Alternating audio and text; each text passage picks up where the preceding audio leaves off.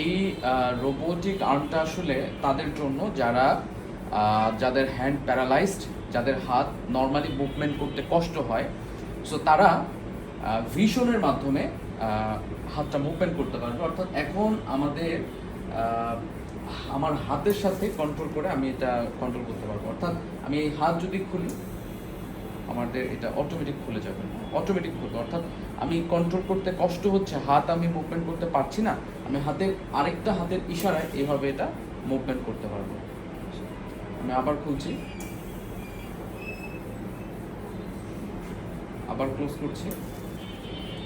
So এটা একটা mode. আরেকটা মোড হচ্ছে চোখের ইশারায়। হ্যাঁ, আমি চোখ অন অফ করবো এবং হ্যান্ড অন অফ হবে।